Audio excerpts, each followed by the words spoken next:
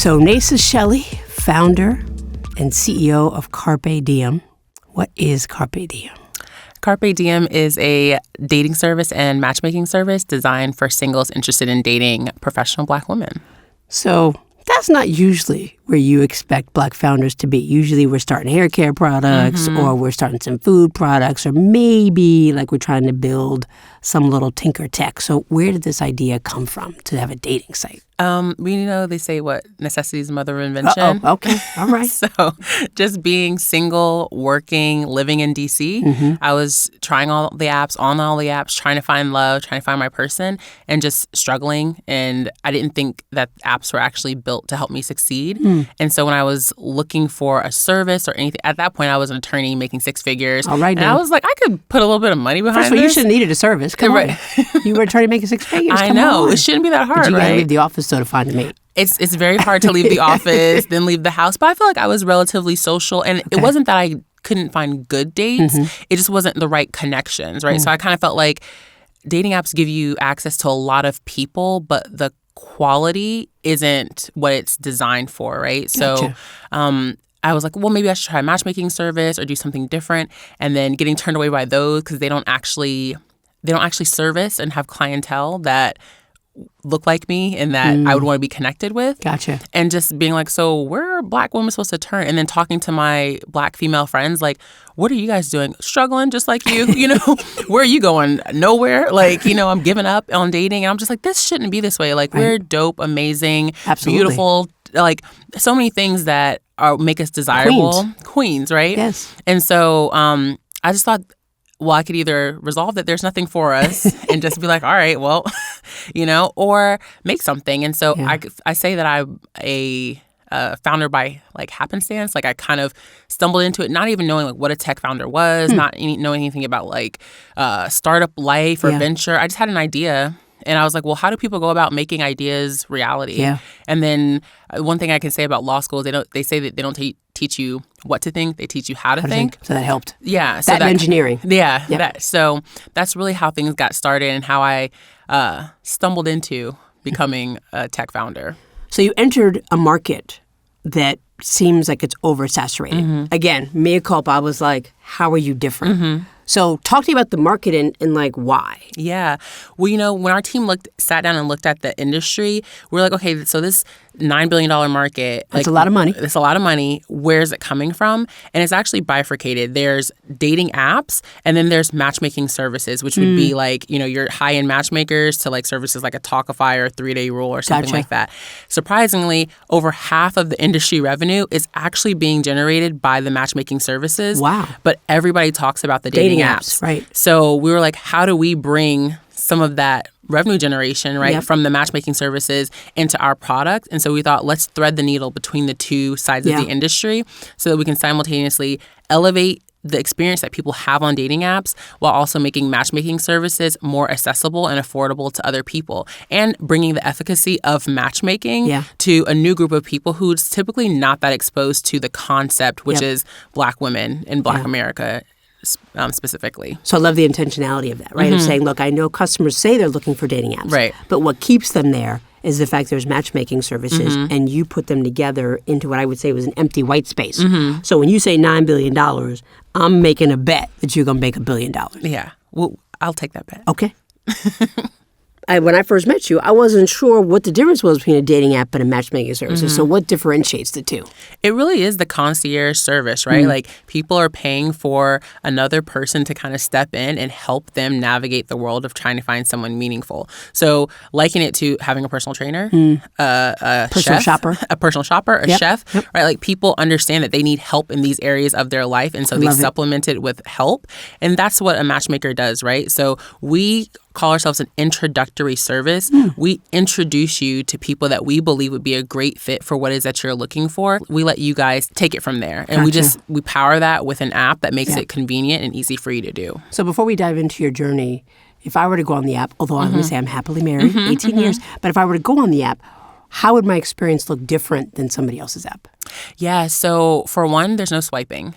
So majority of dating apps today are swipe driven. Okay. And so we think that swiping is the devil. Like we just think I would that agree. people are so superficial. Right. And so well, psychologically, you're throwing somebody away. yes, psychologically. And then it really devalues the matches that you actually do make. Gotcha. And the psychology between the way men swipe and women swipe is so different that I'm surprised that people find matches and like love on dating apps at all. So for us, we send you high quality curated matches either directly from a matchmaker on our team, hand-selected, or curated by our proprietary algorithm. Wow. So you get the best of both worlds. Like our desire is to elevate the overall experience of online dating while bringing traditional, expensive, high-end matchmaking, the cost and accessibility down so that people like with everyday salaries or whatever can access it and use it. And so you would get a match that's either hand-selected or algorithm curated, and then you have 72 hours to decide if you want to have a video chat. You get on the video chat and you guys have to talk for at least 5 to 10 minutes. So we want, like, everything that we do is intentional to push you towards. So you give prompt questions too? We give icebreaker questions. 5 to 10 minutes can seem like a long time, but like, whoa, okay, I think I'm done. It's so funny because sometimes women are like, 10, that's not enough time. And then guys are like, that's too much time, right? See? So we feel like the sweet spot is about 5 minutes because it simulates like someone walking up to you like in person and maybe being like at a bar and saying like, do you want a drink? Having a 5-minute conversation. By the end of that time, you're kind of either exchanging numbers or like parting ways. Nice talking to you. Yeah. So we try to simulate that in a virtual capacity. So not only would you get icebreaker questions, but your matchmaker might send you a tidbit about the person as well. Okay. So me knowing your match, I might send something like, hey, I'm introducing you to John or Sarah, and she, wants to be married in the next 3 years, and family is really important to her. That might be something that I know as a matchmaker that you may not otherwise know to help facilitate your conversation. Then you guys have the talk. If you guys like each other, at the end of it, then we move you onto the chat platform where you guys can actually text each other, host more video calls, and deepen your relationship. And me, as your matchmaker, I'm along on the journey with you, right? Like, so I'm able to see if you're having success. I'm able to see feedback. So you can read the messages? So no, absolutely not. I was like, So I can see if you guys have started messaging. Okay. I cannot read your messages, but I can see, hey, you guys had a video date. So somebody sends it and then took the other person an hour, like, there's a problem. Well, or like you guys match after the video date and no one sends a message. Gotcha. Right. Okay. And so then I might check in and say, hey, like you guys both said you liked each other, but no one has like taken the next step. Gotcha. Or you guys, it seems like you guys are messaging each other. What's the next step for like a date? Right. And kind of push you guys along. Gotcha. Which is real life. Right, because you get to a certain age, your parents like, you dating yet? You want me to help you out? Did you follow up? Did you call? Right. So, okay, that's real. Right. That's and real. we get busy, right? So, okay, it's been 2 days. Some people don't. It's surprising to me how bad a lot of great people are at actually dating, right? Like they don't actually know how to interact with people in a certain way. So I think that's another reason why we're missing connections. Some people just need a helping hand, which is what we kind of provide. And the other interesting thing that definitely differentiates us from other dating apps is the feedback loop, right? So we think one thing that people don't know is what they're doing right and what they're doing wrong. Oh, so I can tell you. Yeah, so you can tell us. Okay. And we... He wasn't asked, and you'll translate it. John, if you had not said it in that tone. Okay, that's good. Yeah, and so we start to aggregate these dating analytics, as we call them, about each member so that when we do our matchmaker check-in or something, we can say, hey, Melissa, out of the people that you met with, majority of them are saying that this would never happen to you, but they're saying you're very boring on the video calls. Gotcha. Like they're not engaged with you. So let's work on that. Or like nobody likes your they photos. Would say, you seem to always be multitasking while you're on this call. Right. And so that allows us to help our members date better with the sole goal of actually helping people find the meaningful relationships they're looking for. I love that because it's not about like how many connects do you get. Like the metrics are maybe not officially, but how much better do I know myself so I know who to attract? Exactly. I love it. Okay, you don't have to answer this question, but have you used it and does it work? So funny. Everyone asks me that. Well, because you got to ask. You got to ask. It's funny. we were just doing an event with a live event with singles a week and a half ago, and one of the guys comes up to me. He's like, "Are you on the platform?" And I'm like, I'm not, but I was talking to one of my team members, and I told her, I was like, I think I'm going to let you be my matchmaker. I kind of think it's unfair for me to be my own matchmaker, picking all the dates for myself. Fair enough. But I was like, between the algorithm and... Got to be a conflict of interest in there somewhere. Complete conflict of interest. Yeah. So I was like, between the algorithm and another member of my team, I will definitely be on the platform. So we're going to get to the business, but I'm intrigued because my wife used to maybe watch the Millionaire Matchmaker show. So is that how it works in real life?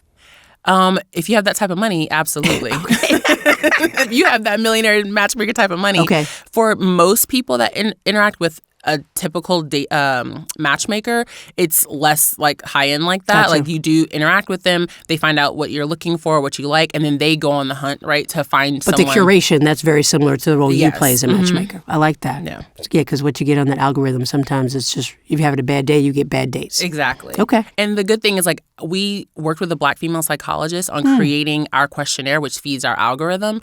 And like we really honed in on the types of questions and responses that lead to compatible matches. So we're going to ask you anything from, are your parents still together? What is their relationship? What was your childhood like when you were growing up? Right, because the responses to that actually impact the likelihood that you'll be compatible with someone. Yeah. So it's not just age, sex, location, like, you know, your birth date. I mean, or your height, favorite food. Exactly. So it's a deeper level in that, and that's why we say that our matches are actually very curated. That's cool. I'm a divulge here. I didn't grow up with very many successful marriages in my life, so I was like, why do people get married? It just seems stressful. So that would have been a good question to be like, do not connect her with somebody who's trying to get married tomorrow. Yes. Yep. Okay, I got you.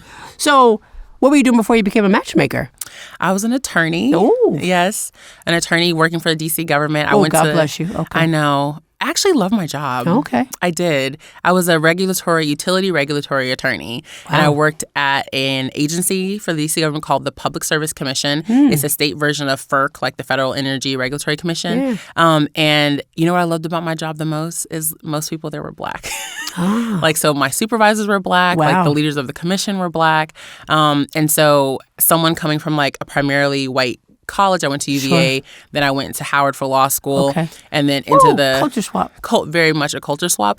But I had, you know, while there were still issues at any job, like I didn't have the issue of like challenging like your intelligence or anything like that, because I felt like I was very much surrounded by older attorneys who were grooming me and really believed in like my capabilities. So and you have that whack partner track that is highly personalized, not like there's no algorithm. It's like, I think I like you today, you'll make it. Yeah. And this is simultaneously as other friends of mine are at big firms.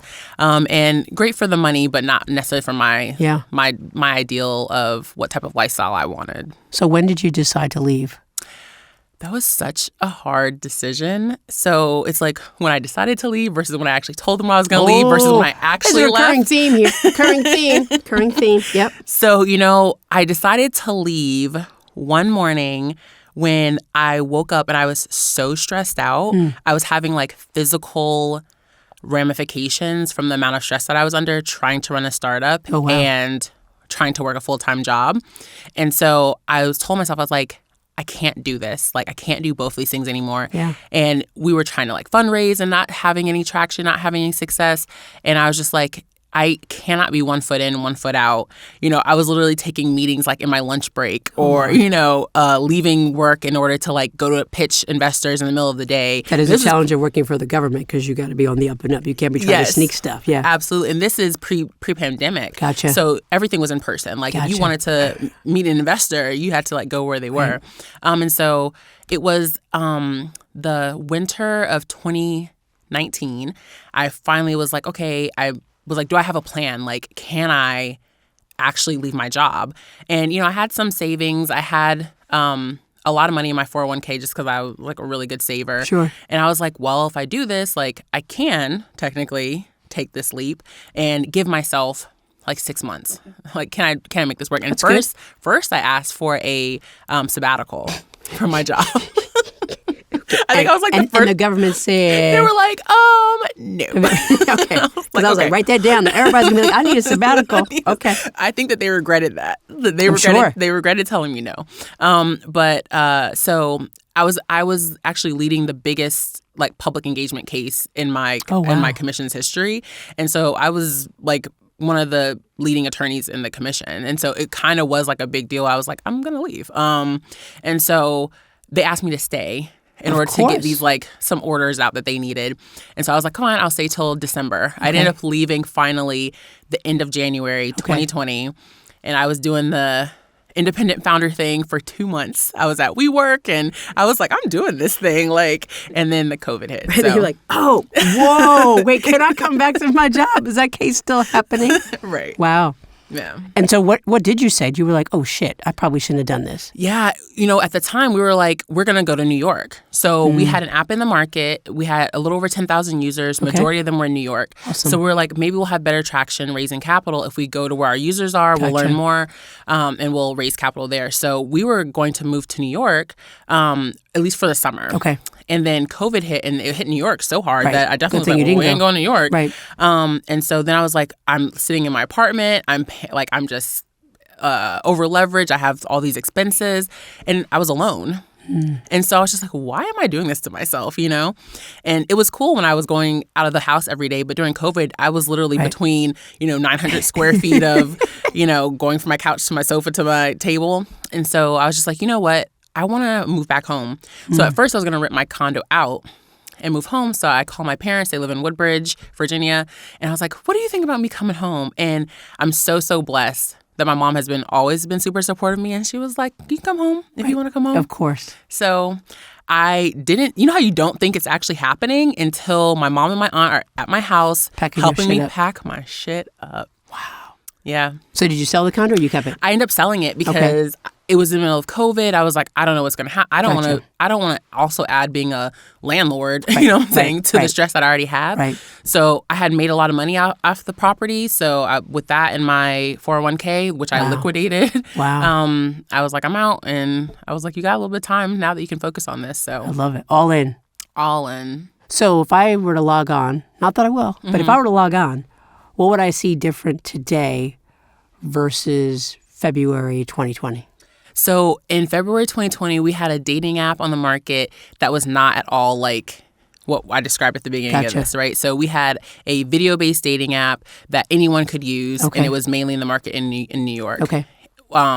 We pulled that app off the market in July of 2020, and sat down and retooled, and I was like, it's really hard to raise capital. I was like, I have this money, my money. Thank goodness. And I was like, what do I want to build? Like, not what I want to build because I think, obviously I wanted to make money, but I was like, what solution would I truly want as an individual, like dating? Yep. And so we went to the drawing board, me and my team, and we revamped what we were doing in the middle of COVID and decided to pivot to our new model. And so it will look completely different. Like it's not even the same app, just the same name. Gotcha. Were you afraid to pivot?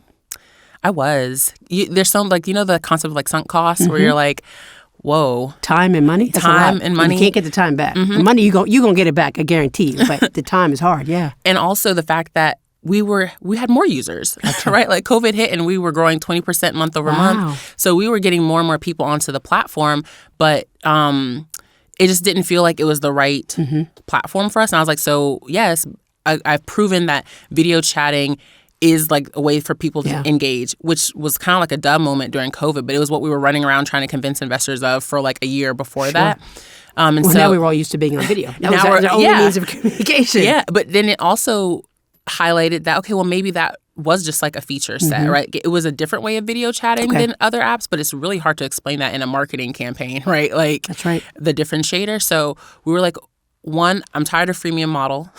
Like I don't want the members to be the product. Yep. I want to actually solve some of these major dating solutions, the violence, the fake profiles, the scamming. Harassment, Yeah, so like how do we actually do that? And that's how we came up with CarpeDM. So there's so much there, but I think the one big takeaway is, particularly in the tech space, as a founder, you should not be building a solution so that you can raise money. You have to build a solution to solve the problem. Absolutely.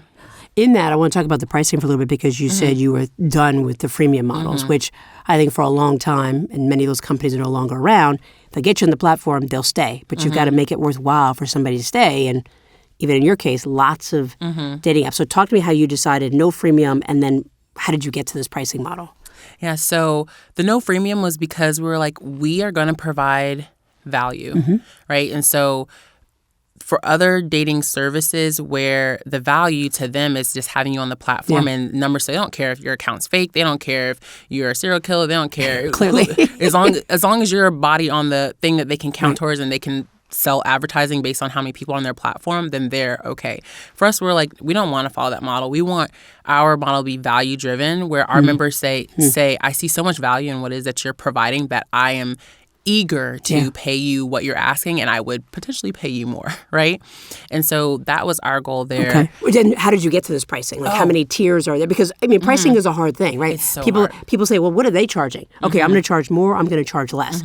But based on what you described, there were no comps. There's no comparables for what you're trying to do. And let's be clear, nobody's checking for Black women on dating apps. Right. So talk about that pricing plan. Yeah, so a couple different things. We did do a market comparison. So we looked at the value. What value do existing dating apps have, and what do they charge for it? Then we looked at matchmaking services. Why are they able to charge so much, and what value do they provide? And then if we're trying to be in the middle, what's the mix of value and price that would make sense for us? Then we ran focus groups. Gotcha. So we took that pricing and we brought together groups of women and men that are in our target demographic, and we said, here's the service. How much would you pay for it? Would you pay for it? How much would you pay for it? Now, what if we told you it cost this much? What if we, are these features or those features that you would like? And that's how we kind of tried to test the value proposition. And what we've actually found out is that people may pay more than we're actually charging. Gotcha. Because we are charging $750 up to $1,800, depending on the number of matches that you're getting. Okay. And you can either buy 6 months or an entire year of service. Okay. And so if you think about a competitor, they may be charging you $500 for one date. Gotcha. Right. And so, yes. I'm glad I'm off the market. Okay. Stay off the market. That's ridiculous. Okay. Stay in your happy home.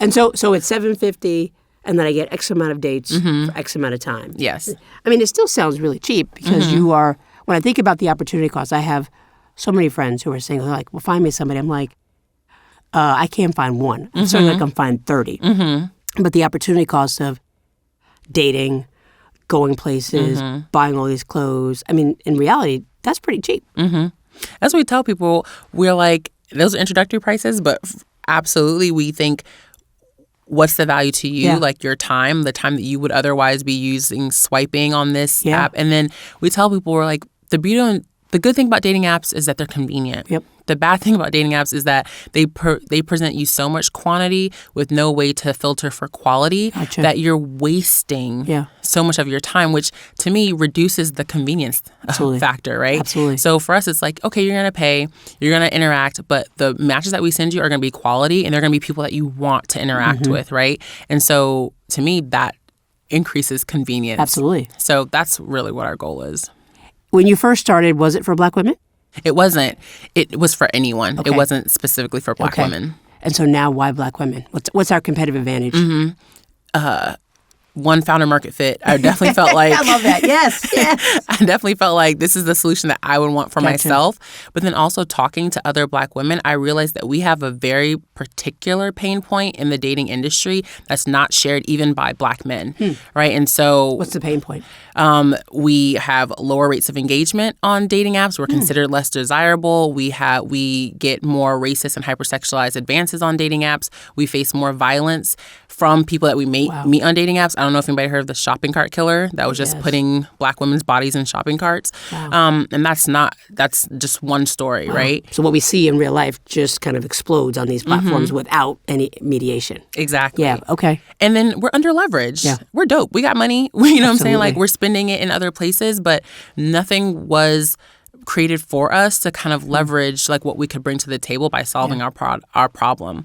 And so that's why we really were like, okay, I definitely relate wholly to this problem. I'm passionate about solving this problem for myself and women that look like me. Yeah. And so that's why we ended up going all in for Black women. Well, I appreciate you going on for Black women. And recently you had a success. There were some other investors who went all in on you as a Black woman. What was it like to raise your first $1 million? Because you joined the ranks of, I think still there's less than 100 of us. So what was that like? It's funny because when we started I'm gonna tell the truth, okay? Yes. So when we started our raise, do you know how much we were trying to raise? I'm going to say $200,000. $100,000. Oh, see, we always undercut ourselves. Yeah, so it was one of those things where I was like, okay, I've put my money in. Okay, how much do we actually need to get this product to market, right? And in talking to investors, they're like, you're going to need way more money. I'm like, no. That's all we're going to need. Not because it's all that we need, but because it was so hard to raise anything that I was like, well, maybe if we ask for less, we'll end up getting it. And so then we just started talking to the right people. And by the right people, I mean, we stopped pitching in rooms that didn't look like us. Gotcha. And we started being very intentional about the meetings that we took and the investors that we pitched before. And that's when we saw a shift in the way that investors looked at us and looked at our model. And we were still building everything while we were doing these pitches. And so we just saw a change in investors' attitude towards the solution that we're bringing to the market. So it was super hard. Thank you so much to my team, Sally, everyone who made it possible for us to do it. But it's also kind of bittersweet. You know what I'm saying? It's bittersweet to be a part of such a minority. Small group, yeah. Yeah, especially when I'm surrounded by other Black female founders that are still struggling to raise capital, that have similarly or better, business solutions. And I'm just like, it shouldn't be this hard. It shouldn't have taken us a year, to raise what we raised. Right, because a white boy in California would have had it off a napkin and in 3 weeks. And we heard these stories. We would go to, I just went to a mixer. And I met somebody and they were like, oh, yeah, call me on Monday. And they got to check. And you're just like, oh, no, that's not how it was for us. People put us through due diligence. It wasn't like a wink and a nod. Right. No, it was like, open your due diligence files. We're going line by line. Let me see all your receipts. Let me see everything. And so, but in the end, I think it's going to make us a better business because we do have those fundamentals and we have thought through so many different aspects of the business. Is it fair? Absolutely not. Yeah. It's interesting because you bring up something that we see all the time, which is, and it always frustrates me, Black founders, particularly Black women, we always ask for what we think we can get, but not what we need. Right. And ironically, as racist, sexist, whatever people want to say about venture capital, they're going to give you all you ask for if they believe in you, right? Because it's about quick growth, not about subsidizing these baby steps. So I want to go back because you raised money. And so that's a huge milestone. What do you do with all that money now? Oh, half of it's spent, I feel like. All right. It's funny. It's in the bank, and then you're like, oh, nope, it's gone. Because you've already you're telling people what you're going to do with it as you're raising it. Some of it you're spending. Some of it you're already allocated. So we brought on 2 team members, iOS developer and Samaria, our new marketing manager. Okay. We're actually paying ourselves now. Ain't that a blessing? So I was like, that's nice to see a little money come in. How hard was that to pay yourself? It was so hard. Why? Because clearly you had busted your butt already. I mean, you sold your house, you emptied out your 401k. No disrespect to the business, but you still got some ROI coming. So why was it so hard to pay yourself? I don't know. I think that it was just the idea of taking when you're like, well, if I don't pay myself, then I can pay more for this, or I can put more money in this other bucket, which you think is just going to accelerate your business and your growth. And so I don't feel guilty about paying myself. I just thought about, do I really need it? You know what I'm saying? Can this go to something else? This is going to reduce our runway if I take money for myself. And how did you change your mind? Because I'm just so happy you did. Thank you. Woo. Just looking at my bank account, dwindling down to nothing. I was like, well, let's get to the point. Well, hold on now. We cut these checks. Replenish the well. Yes. I was like, so it got to the point where I was like, okay, I've definitely done, I think, my part in seeding the business with my money, my capital, and my time. Yeah. And so at some point, I have to be able to give myself something back. That. Yeah. I love that. So you paid yourself. And be a little picky. Is it a salary? Oh, right. Yes, it's full a salary. It comes every month. Every month. Okay, because we tell people start with a draw, so you're used to the concept. So look at you leapfrogging. Just full salary. I like that. Yes. What's next for CarpeDM? Are you having fun? Most days. Okay. So what's a fun day and what's a not fun day? And it's an important question. Most people think I'm starting my own business. I'm free. I set my own schedule. Well, you have investors. So that changes the game. So what's a fun day and what's a not fun day? A fun day to me are days where we actually interact with customers. So like when we throw events, the events are so stressful to like plan. But and I'm sure in the midst of COVID, it doesn't help either. Right. But the meeting the people who come to the events, who tell us like, this is so needed. I'm so glad that you guys are here. When we're able to do the matchmaking interviews and we meet the people who are applying, and like literally at the end of the call, they're like, thank you for building this. Wow. Like, just thank you. And so to me, those are like amazing days when we see those Stripe payments coming and they're like paying. And we're like, oh, it's a good day. Yes, another Stripe payment. Okay, we'll take it. So those are beautiful things to me. But it's hard, right? Like, it's sometimes hard to stay motivated, like stay on top of everything, try to feel like you're maximizing all of the opportunities that you're provided while still balancing your mental health, physical health, team esteem and all of that stuff. Yeah. So it's definitely not like I'm free. You know what I'm saying? I'm like, I was just telling some people earlier today that on Saturday, I like went to the gym, I did laundry, and then I just like rested all day. I like watched TV. Good for you. But the wave of guilt that hit me on Sunday was like, you have so many things to do. Like, you know what I'm saying? So then I'm at my computer and like... It's almost like your to-do list quadrupled and you didn't even talk to anybody else. Yeah. And I tell people that all the time, like, well, why do you work so much? I'm like, because honestly, sometimes I get more stressed about taking time off because because you think about all the things that are going to build up while you're taking the time off. But the good thing is I feel like we're getting to a point where there's a good balance of just...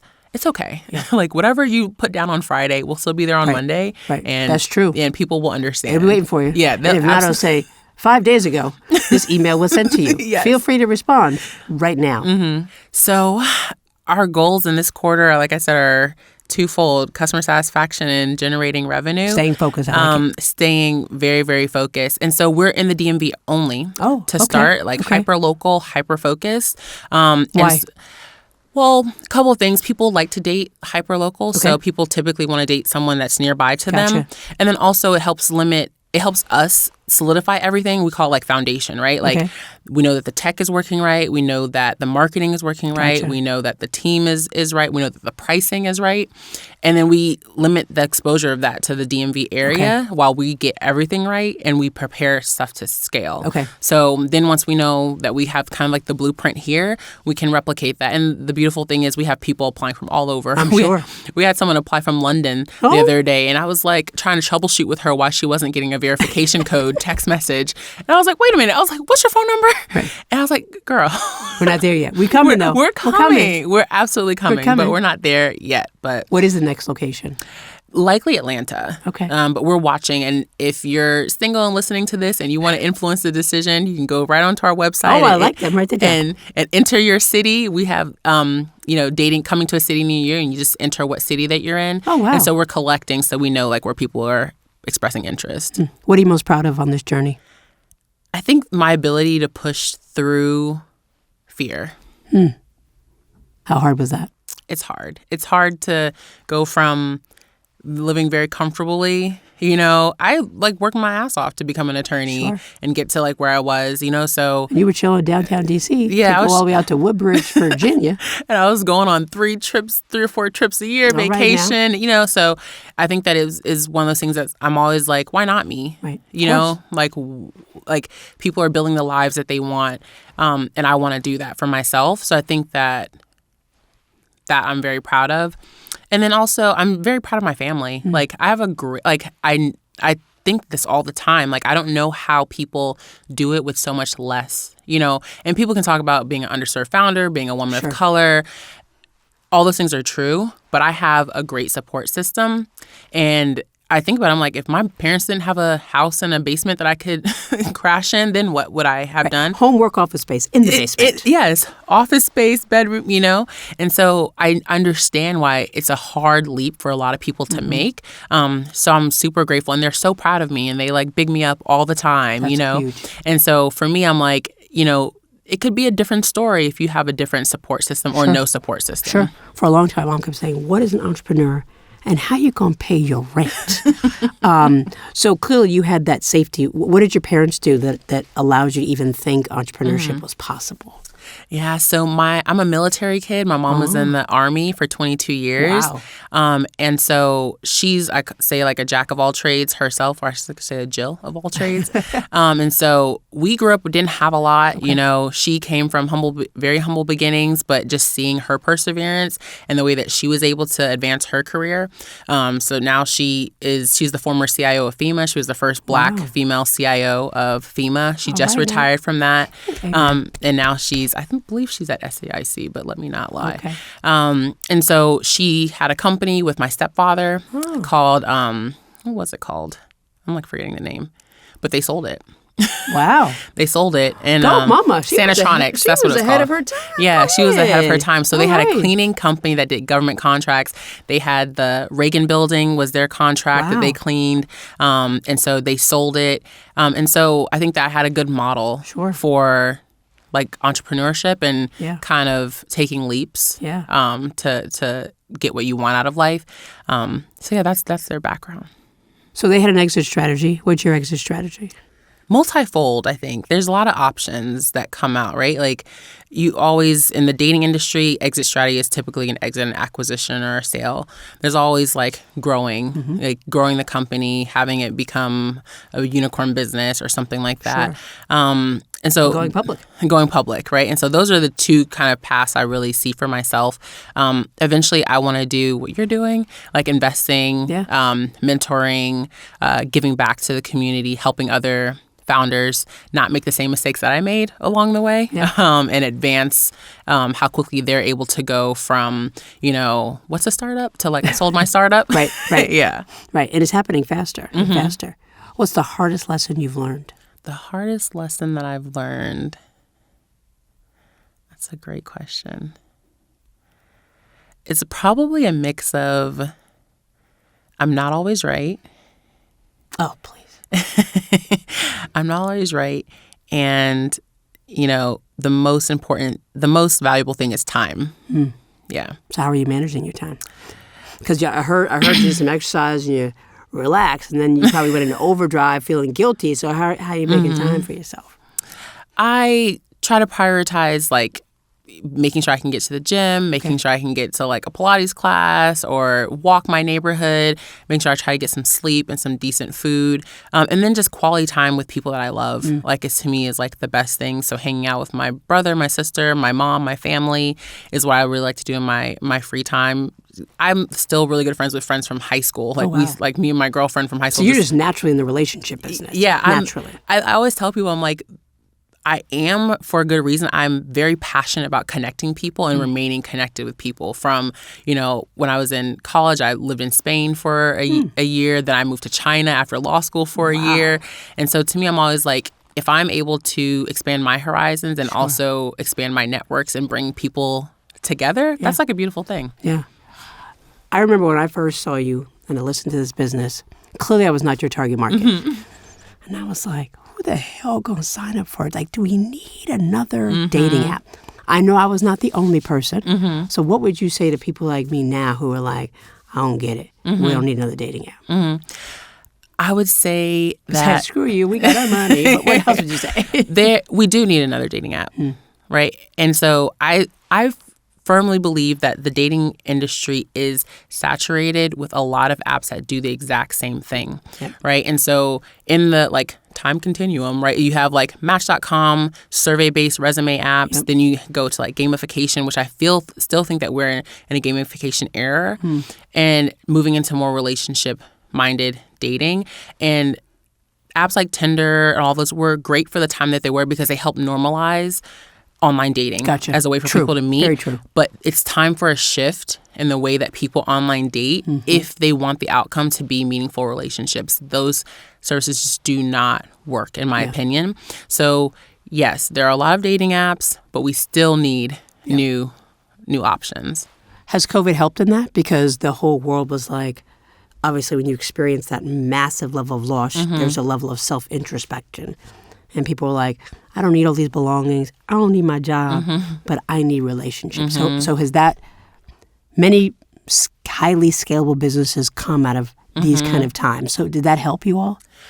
Well, it's yet to see if it's helped us. I definitely think that people have leaned into the value of their relationships, it was definitely proven that the dating market was pandemic proof. If any market was pandemic proof, it was the dating industry.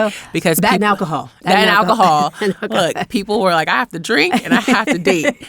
And so I definitely feel like it's something to be said. Like, no matter what, I always tell people, because the mindset behind there's too many dating apps, I feel like trivializes love and the importance of love in people's lives. And I tell people, if you think about it, it's the most important thing that we have and can have in our lives.